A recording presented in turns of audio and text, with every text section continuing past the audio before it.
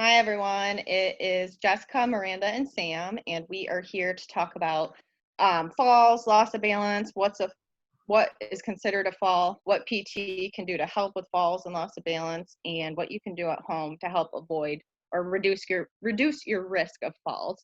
So Sam's gonna go ahead and get us started to discuss what is considered a fall, and then different things that can contribute to the fall. All right. So first I'll start by just defining what a fall technically is. According to the World Health Organization, a fall is defined as an event which results in a person coming to rest inadvertently on the ground or the floor or other low level.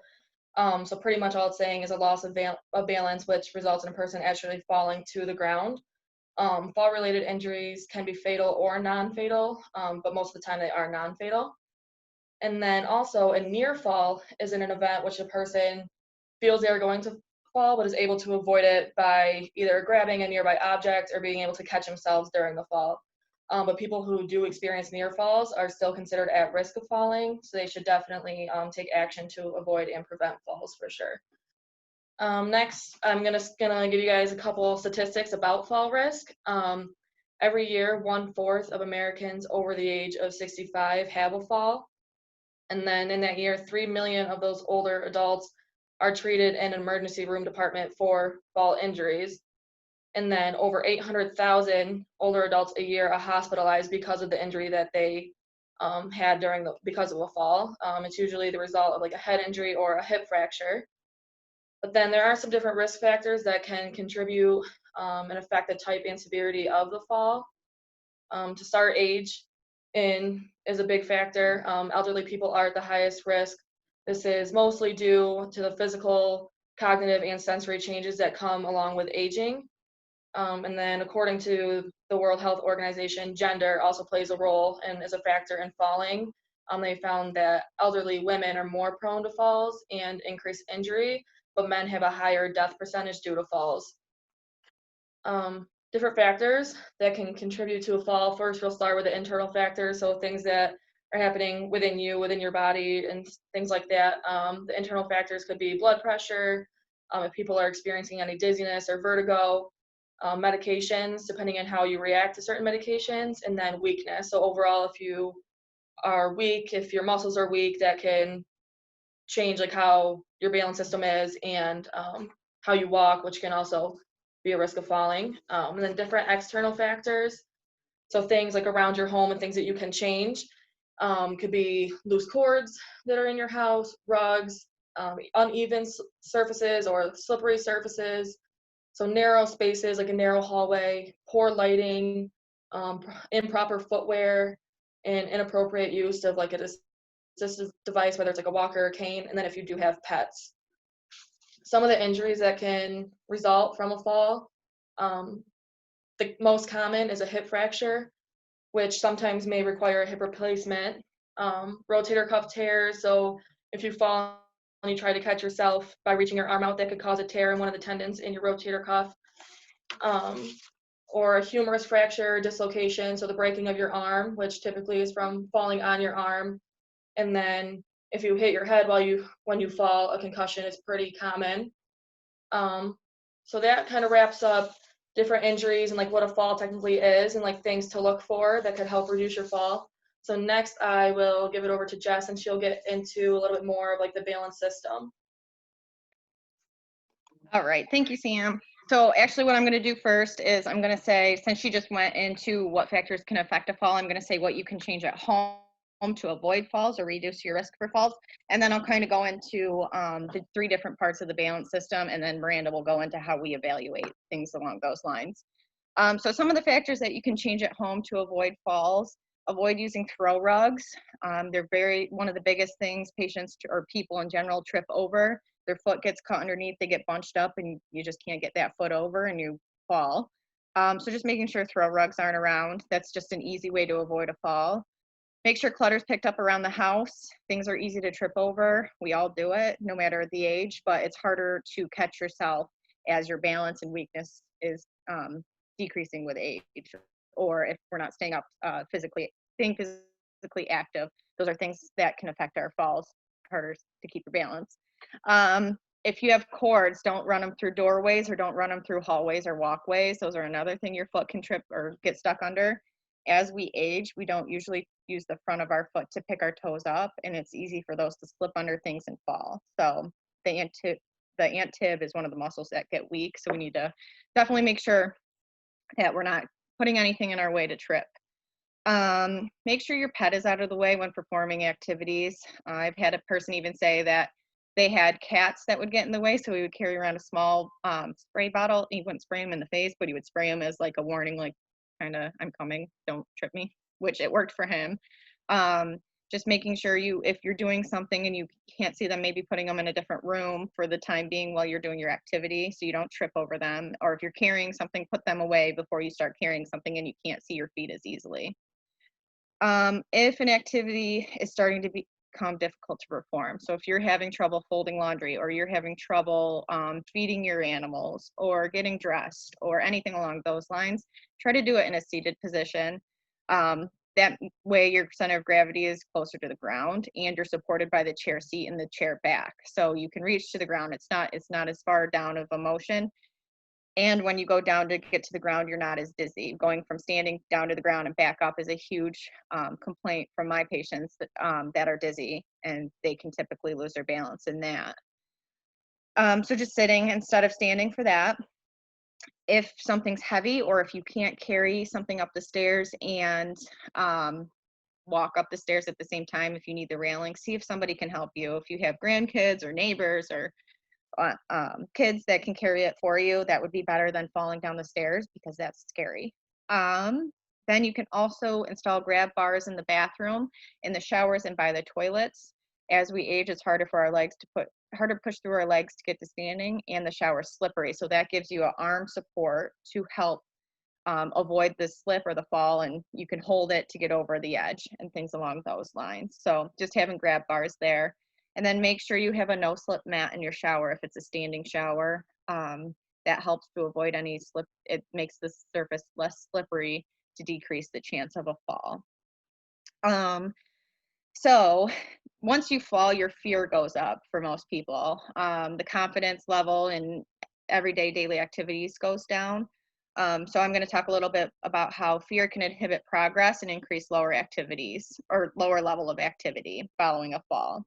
So falling is traumatic. So the post-trauma of a fall makes it hard for most people to do anything that they were doing previous to the fall. So they don't want to walk without an assistive device or using furniture, or they don't want to go down the stairs anymore, or things along those lines. So it's just that fear built up in us that stops us from doing things that causes us to be more sedentary or not move as much. So depression and anxiety can also cause us to be more sedentary, which also increases the fear of falling. And then it's just a vicious cycle of I'm afraid, I'm afraid I'm going to fall, I'm not doing anything, I'm anxious I'm going to fall, and then the muscles get weaker and the balance system decreases. So it's important if that happens, if you have a fall and you notice you are scared, call your doctor and get a script for PT. Miranda's going to go over what we can do and how we'll evaluate all that. So now I'm going to just go into the three different parts of the balance system. So the three different parts are the vestibular, visual, and proprioceptive systems. So the visual system is what you see. So you can see you're walking towards something, the information goes into your brain and you can get to it. When you close your eyes, your balance goes down because you can't see where you are and you're depending solely on vestibular and proprioceptive. So when we not lose our eyesight, but eyesight decreases, glaucoma and cataracts as we age can affect balance. The vestibular system is a small thing in the inner ear on both sides. You can't see it by looking in, but it is what controls our writing reaction, or if we're leaning this way, our body needs to come up this way, and our spatial relations, so where we are in space. That's typically something we don't use while we're younger because we have good vision and good input from our feet. So it doesn't get the practice it needs. And as we age, as the visual system and the proprioceptive system kind of decrease, that is what we depend on more, and it didn't get the practice it needed. So we do vestibular, Myranda and I do vestibular therapy here. So that would be something we could do. And then proprioception is the input you get from your feet. So the information in your joints, the nerve endings in your feet of, am I on firm ground? Am I on something hilly? Am I on something squishy? So just changing our reaction depending on that. Neuropathy is a loss of sensation. It can be diabetic neuropathy or just neuropathy in general, where you lose that sensation. So that's another piece. Once that happens, the where you are walking, you can't feel it. So you're depending on the other things more. So the three of those together is how we keep our balance, and we can help all three of those things in physical therapy. So Miranda's going to finish up now talking about what PTs can do for falls, and I'll let her go ahead with that. Thanks, Jess. So first thing you would do is come in for an initial evaluation. So first thing we would do during the evaluation is we would take a subjective history. So this is just trying to kind of find out why you're falling, if you have any specific medications that might be contributing to your falls, what sorts of things are harder for you, like walking in the dark's harder or stepping over objects is harder. We'll figure out how many falls you've had, when you notice you're falling, and review of your medications. We'll also look at strength of your upper and lower extremities, so your arms and your legs. Primarily, we look at your legs, as Jess said. As we start to age, we start to lose some of that muscle mass in our legs. It's harder for us to get up. It's harder for us to walk around. We'll look at your arm strength too. If you're using an assistive device like a walker or a cane, we want to make sure you have enough strength to be able to use that to steady yourself if you start to lose your balance. We'll do a couple of general tests for gait speed. So just seeing how far you can go in a certain amount of time, or how much time it takes you to get to a certain point in a safe manner.